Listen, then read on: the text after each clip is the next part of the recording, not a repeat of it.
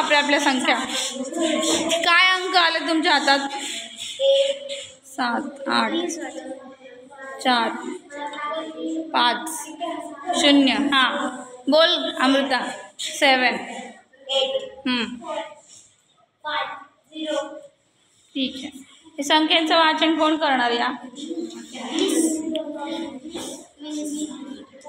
प्रीती वाच. 78,450. बरोबर, टाळा. बरं आता थोडंसं मी चेंज करते. पायल आणि अमृता एकमेकींची जागेची अदलाबदल करा. पायल तू इकडे, अमृता तू इकडे. आता कोण वाचणार? दाखव. 0 आहे ना तुझ्या हातात. हां कोण? मी.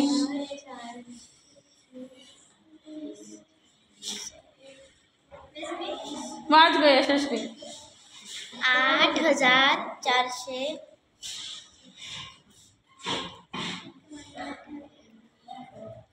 8,457. 57. ठीक आहे. इंग्लिशमध्ये वाचलं तिने. 5 और 7 57. 5 और 4 54. 5 और 3 53.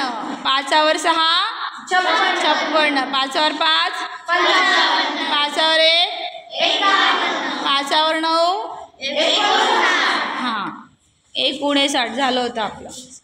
ठीक आहे. आता नीट लक्ष द्या.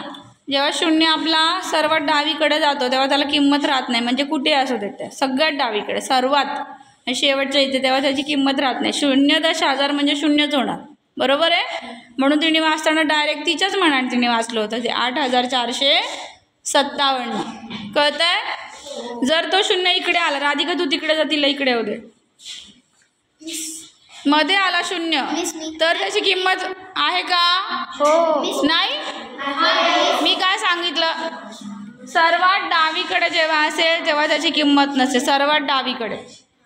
पण जर तो मध्ये आला कुठेतरी तर मात्र त्याला किंमत आहे. कळलं का? एकटाच असेल डावीकडे कोपऱ्यात कुठेतरी, उजवीकडे नाही म्हणत आपण, कुठे? डावीकडे. म्हणजे 10,000च्या नंतर लक्ष असते तर तिकडे तो गेला असता तर त्याला किंमत नसते. पण तो आता मध्ये आलाय. आता कोण वाचणार आहे? नामदास वाच. 80,457. कळलंय? हो. नक्की विसरणार नाही ना? असा रोज स्वतःचा स्वतः गेम खेळायचा काढून, एकमेकांच्या अंगावर न पडता.